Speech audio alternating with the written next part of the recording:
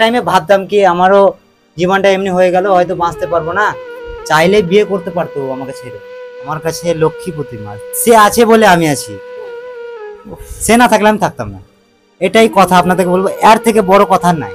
নিখিল ভাই, তোমার এই যে প্যারালাইসিস হয়ে যাওয়া, মানে তুমি যখন থেকে প্রতিবন্ধী, তুমি নিজেও বুঝতে পারলে যে আমি প্রতিবন্ধী, তারপরে কি কি কাজ করেছো বা সংসার মেনটেন করার জন্য কি কি করেছো? আমি দেখেন দাদা, সংসার ম্যানেজ করার জন্য আপনার যত কষ্ট হোক সংসারটা আপনাকে চালাতে হবে, এটা একটা কথা আমাদের। হ্যাঁ, মরে গেলেও সংসারটাকে ম্যানেজ করতে হবে, যেহেতু স্ত্রী আছে, মা আছে, অনেকেই আছে, আর ইনকাম করার মতো আমি একমাত্র ছিলাম। হ্যাঁ, তো আমার তখন মানে এই প্রবলেমটা হয়েছে, তখন তো অনেক টাকা পয়সার প্রয়োজন আমার। তো কোথা থেকে পাবো? চিকিৎসা চলছে, অথবা আপনার মানে খাবারের টাকা, বাড়ির সংসার চালা, হ্যাঁ, এই টাকাগুলো আমি জোগাড় করতে পারতাম না। তবুও কষ্ট করে আমি একটা জিনিস করতাম, আপনাদেরকে শেয়ার করবো আজকে। কাউকে এখন পর্যন্ত বলিনি আমি এই যে আমার গাড়িটা দেখছেন, এই গাড়িটা নিয়ে ফেরি করে বেড়াতাম, আমি জামা কাপড় বিক্রি করে বেড়াতাম। আমার স্ত্রী এনে দিত আমাকে বেলডাঙ্গা থেকে, কলকাতা থেকে, সেই জামাগুলো, কাপড়গুলো, নাইটি, ওড়না, এই বিভিন্ন রকমের জিনিস, মেয়েদের ছেলেদের বাচ্চাদের, এইসব জিনিসগুলো আমি প্রায় সকাল 8টার সময় বেরোতাম প্রত্যেক দিন। আমি নিজে গাড়িতে উঠতে পারি না, আমার স্ত্রী কোলে করে উঠিয়ে দেয়, তো সে আমাকে কোলে করে উঠিয়ে দিত গাড়িতে, টিফিনে 2টো ভাত ভরে দিত, সেই ভাতটা আমি একবেলা খেতাম, যে সারাদিন ব্যবসা করতাম আমি, সেখান থেকে 200-300 টাকা ইনকাম হতো, সেটা দিয়ে আমি সংসারে দিতাম, সেখান থেকে আমার সংসার চলতো। দিয়ে আপনার অনেক দিন আমি সেই ব্যবসাটা করেছিলাম। তারপর আমার বেড শো হয়ে গেছিল, বসে থেকে গাড়িতে বেড শো হয়ে যাওয়ার পর থেকে আমি আর বসতে পারতাম না গাড়িতে। দিয়ে তখন ব্যবসাটা আমাকে ছেড়ে দিতে হয়, দিয়ে অনেকদিন বিছানায় পড়েছিলাম। বেড শো ছিল অনেক বড় বড় আমার। তারপরে বেড শোটা কোনো রকম ঠিক হয়, তারপরে আবারও তখন আমি বিড়ি বাঁধার কাজে লেগে যাই আমার স্ত্রীর সঙ্গে। এবার স্ত্রীর সঙ্গে বিড়ি বাঁধার কাজে লেগে যায়, তারপরেও আবারও বেড শো হয়ে যায় আমার, আবারও চিকিৎসা করে বেড শো ভালো হয়। দিয়ে যখনই আমি যে টাইমটাই তো বসে থাকি, বেশি বসে থাকলে পরে আমার বেড শোটা বাড়াবাড়ি হয়ে যায়। তো এখন অতটা বসে থাকি না, একটু হয়তো ঘুমিয়ে থাকি। আর এই যে কন্টেন্ট বানাটা, এই কন্টেন্ট বানাটা আমি অনেক মানুষের ভিডিও দেখতাম বলে তারা পারছে, আমি কেন পারবো না? আমিও অনেক প্রতিবন্ধীর ভিডিও দেখেছি। আচ্ছা, এখানে আমি একটা কথা বলবো, যেটা হচ্ছে যে আপনারা শুনলেন যে আমার নিখিল ভাই কত পরিশ্রম করেছে, প্রথমত কতটা পরিশ্রম করেছে, কতটা কষ্ট করেছে, দিয়ে আজকে এই জায়গায় এসেছে, আপনাদের ভালোবাসা পেয়ে, আপনাদের সাপোর্ট, সহযোগিতা, সমস্ত কিছু পেয়ে। আজকে এমনও তার ভাগ্য এমনভাবে খুলেছে, আমি বলবো আরো বড় বড় শোতে যাক, আরো বড় বড় জায়গায় যাক আমার নিখিল ভাই। তো বিষয়টা হচ্ছে যে এই যে কাপড়ের বিজনেস করেছে, আচ্ছা কাপড় এনে দিত কে? আমার স্ত্রী এনে দিত। আচ্ছা বোনকে মাইকটা দাও। আচ্ছা বোন, তুমি বোন বলো, আমি জিজ্ঞেস করছি কোথা থেকে এনে দিতে কাপড়? আচ্ছা কোথা থেকে এনে দিতে বোন? আমি বহরমপুর বেলডাঙ্গা থেকে কাপড় এনে দিতাম। আচ্ছা, কলকাতা থেকে এনে দিতে? একাই যেতে নাকি সঙ্গে কেউ যেত? না, একাই যেতাম। মাঝে মাঝে আমার মা, প্রথম আমার মাকে পাঠাতাম। তারপরে যখন পরিচিত হয়ে গেল, তখন মাঝে মাঝে একাই যেত। হ্যাঁ, তো সেও অনেক কষ্ট করেছে, ভাবেন অল্প বয়স, তবু আমি এত দূরে যেত কিসের জন্য? শুধু 2 বেলা 2 মুঠো খাবার জন্য। একদম।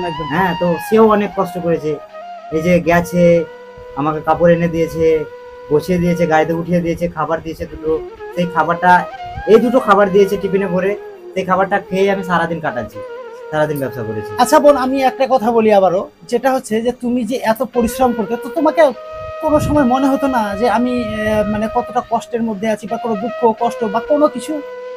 না, ওরকম কিছু মনে হতো না, কখনোই মনে হতো না। না। আজকে কেমন মনে হয়? এখন মানে মনে হয় কি কোথায় ছিলাম আর কোথায় এলাম, মানে মানুষ এতটাই ভালোবাসা দিয়েছে, মানে নিজেকে ভালো লাগে, এরকম যেমনি সব দিনে যেমনি আমাকে এতটাই ভালোবাসা দেয়। দেখেন, মানুষের তো বেশি ভালোবাসা পাবে বোন, অবশ্যই।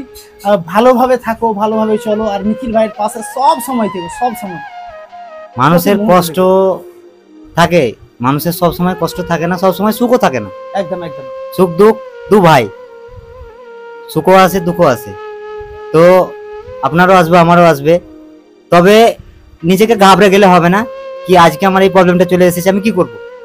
প্রবলেমটাকে সলভ করার চেষ্টা করেন, দেখেন অটোমেটিকই সলভ হয়ে যাবে, এটাই বলবো। অবশ্যই অবশ্যই অবশ্যই। আর সব থেকে বড় কথা হচ্ছে কি, একটা মেয়ে হয়ে এখান থেকে বেলডাঙ্গা অনেকটা রাস্তা, আর এটা এখান থেকে দেখেন কলকাতা অনেক রাস্তা। আর এটা একটা মোটিভেশন ভিডিও। এই ভিডিওটা, এই জিনিসটা আমি কাউকেই বলিনি। এই যে কাপড়ের ব্যবসা করতাম, আমার স্ত্রী যেত নিয়ে এসে দিত, এটা আমি কাউকেই বলিনি, আপনাদেরকে বললাম এটা একটা মোটিভেশন ভিডিও। হয়তো এই ভিডিও দেখে আপনারা কিছু শিখবেন। একদম। হ্যাঁ, আপনাদের হয়তো যেসব প্রতিবন্ধী ভাইরা আছে, বোনেরা আছে, বন্ধুরা আছে, হ্যাঁ। তারা কিন্তু এখান থেকে অনেক শিক্ষা পাবে। একটু আর হলেও সকলকে বলবো যে এই ভিডিওটা একেবারে বেশি বেশি শেয়ার করো, যাতে প্রত্যেকটা প্রতিবন্ধী ভাই বোন একদম, বন্ধুরা যেন নিজের পায়ে স্ট্যান্ড হতে পারে। হয়তো আপনারা নিজের পায়ে- আপনারা শুধু আমাকে দেখেন কি এই ছেলেটা প্রতিবন্ধী, ই পারছে, আমি কেন পারবো না, এটা ভাবেন। একদম পারবে না। একদম ঠিক। তো এই মানে এটা একটা মোটিভেশন ভিডিও ছিল। এই ভিডিও থেকে অনেক কিছু শেখার আছে আপনাদের। ভিডিওটা অবশ্যই দেখবেন আর ভিডিওটা শেয়ার করে রাখবেন। যখন মানে কোনো প্রবলেমে পড়বেন এই ভিডিওটা দেখবেন, দেখবেন কি আপনার প্রবলেমটা সলভ হবে। একেবারে মানে মনে বল পাবেন, মনে শক্তি পাবেন, মনে জোর পাবেন এই নিখিল ভাইয়ের এই ভিডিওটা দেখে। অবশ্যই আপনারা সবাই নিখিল ভাইয়ের এই ভিডিওটা দেখবেন আর সকলকে বলবো বেশি বেশি করে শেয়ার করবেন, কারণ আপনার একটা শেয়ার এমন একটা প্রতিবন্ধী ভাইয়ের জীবনকে পরিবর্তন করে দিতে পারে। একদম একদম। ভিডিওটা ছিল প্রতিবন্ধী ভাইদের জন্য, অবশ্যই প্রতিবন্ধী ভাইদের জন্য ভিডিওটা ছিল। কি মানুষ কোথা থেকে কোথায় যেতে পারে। একদম। হয়তো প্রতিবন্ধী ভাইয়েরা, আমিও এক টাইমে ভাবতাম কি আমারও জীবনটা এমনি হয়ে গেল, হয়তো বাঁচতে পারবো না, কিন্তু আমার চেষ্টা ছিল কি জীবনটা আমার চলে গেছে, তবুও আমার স্ত্রীর জন্য আমি অবশ্যই কিছু করে রাখবো, যেহেতু আমার স্ত্রী আমাকে নিয়ে অনেক কষ্ট করছে। তো আমি একটা ভিডিও দেখছিলাম, তার এখানে নাম নেব না, হ্যাঁ, তো তার অবস্থাটা মানে প্রবলেমটা আমার মতো হয়ে গেছে, তার স্ত্রী তাকে ছেড়ে চলে গেছে। তো দেখেন কত দুঃখের বিষয়, ছেলেটা এত অসহায় হয়ে গেছে, অথবা তার স্ত্রী তাকে ছেড়ে চলে গেছে, সে আরো অসহায় হয়ে গেছে। নিখিল ভাই জানো, এই কদিন আগে, দুদিন আগে আমি একটা ভিডিও পোস্ট দিয়েছি, তার মানে তার স্বামীর লিভার হয়ে গেছে, লিক হয়ে গেছে। প্রায় 1.5 লাখ 2 লাখ টাকা খরচা করলেই কিন্তু সেই মানুষটা সুস্থ হয়ে যাবে। হ্যাঁ। আর সেই মুহূর্তে জানো, ওই মানুষটাকে তার বউ ছেড়ে চলে গেছে।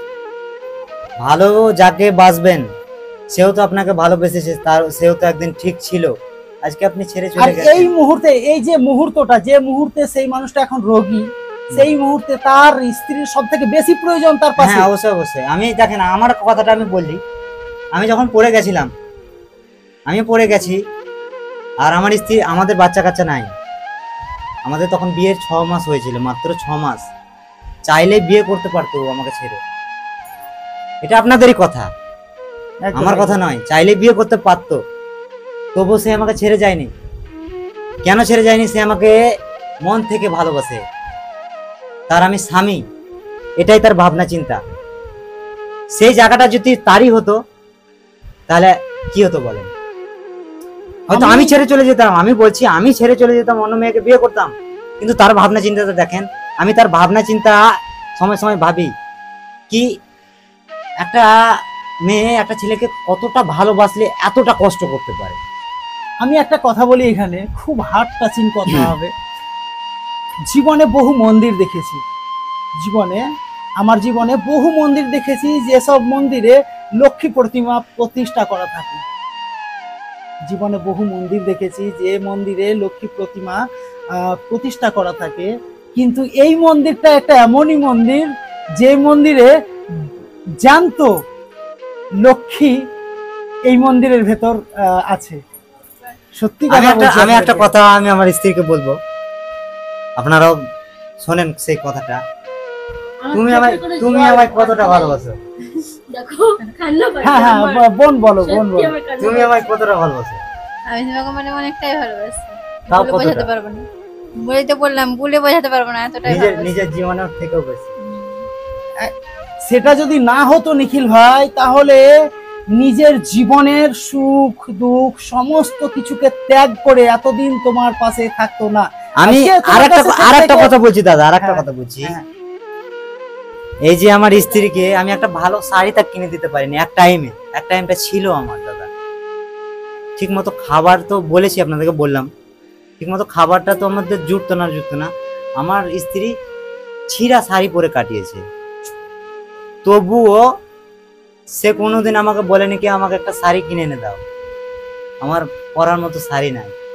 কেন বলেনি কি হয়তো আমাকে বলবে আমি হয়তো কষ্ট পাবো, তাই বলেনি। তাই তো হ্যাঁ। একটা বুঝতে কথা পারলেন? এখানে মনে পড়ে গেল, যখন ছিঁড়া শাড়ি কাপড় পরে থাকার কথা বললে, তো আমি যেহেতু আপনারা সকলেই হয়তো জানেন যে আমি মুসলিম কাস্টের, এখানে কাস্ট ম্যাটার করে না।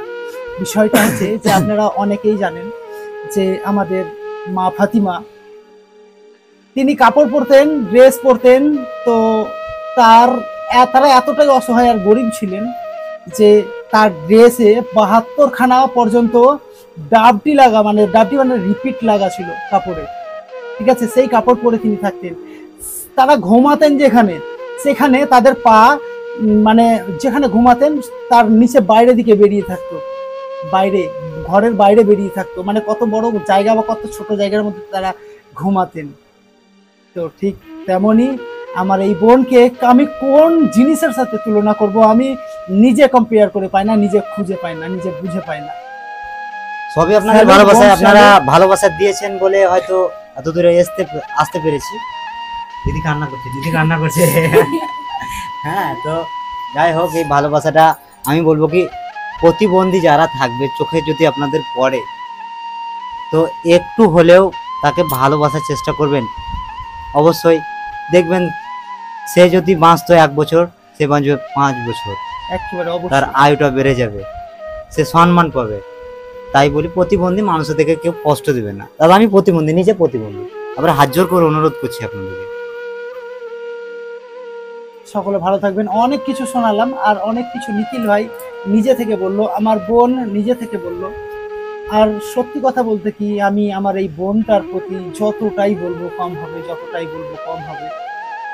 আমরা তো বিভিন্ন জায়গায় বিভিন্ন মূর্তি দেখেছি, বিভিন্ন ঠাকুর দেখেছি, তাই না?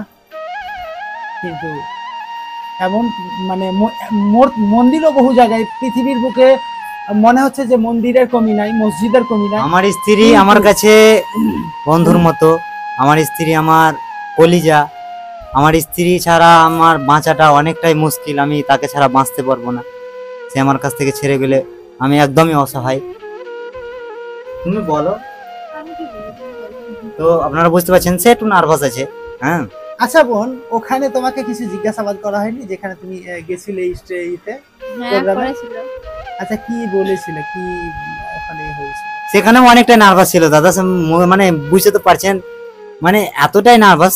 তাকে দেখেন, হ্যাঁ মানে সত্যি এই যে ভিডিওতে দেখেন, রিয়েলি এমনি অতটা কথাবার্তা বলতে পারে না, একদম সাধারণ মেয়ে, একদমই সাধারণ।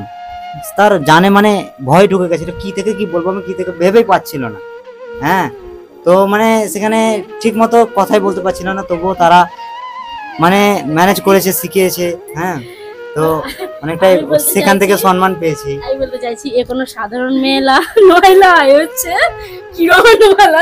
আরে কিরণমালা কি বলো, কিরণমালা থেকেও সত্যি সত্যি মানে ওর সে আমার এর কাছে তুলনা লক্ষ্মী নাই। প্রতিমা, আমার কাছে লক্ষ্মী প্রতিমা। সে আছে বলে আমি আছি, সে না থাকলে আমি থাকতাম না। এটাই কথা আপনাদেরকে বলবো, এর থেকে বড় কথা নাই। মানে এখানে আর বলার ভাষা নাই, এত বড় কথা আমার নিখিল ভাই বলে দিয়েছে। আর কি শুনতে চান আপনারা? এরপরেও যদি শেয়ার না করেন তাহলে অবশ্যই অবশ্যই ভিডিওটা শেয়ার করেন। দেখেন, হাত জোর করে অনুরোধ, দেখবেন ভিডিওটা। হাত জোর করে অনুরোধ। এই ভিডিওটাতে অনেক কিছু শেখার আছে, অনেক কিছু শেখার আছে। এটা একটা মোটিভেশন ভিডিও, অনেক কিছু শিখতে পারবেন এই ভিডিও থেকে। শেয়ার করে রাখুন, টাইম লাইনে পরিবর্তিতে দেখে নেবেন অবশ্যই। একদম একদম। সকলে ভালো থাকবেন, সুস্থ থাকবেন। জয় হিন্দ, জয় ভারত।